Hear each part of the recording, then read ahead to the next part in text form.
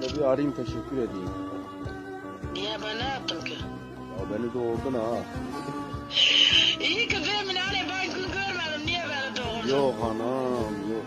Lan oldum ben, dinlemek. Valla ben dedim belki öyle diyeceğim, ben de ben ne yaptım? Bugün benim...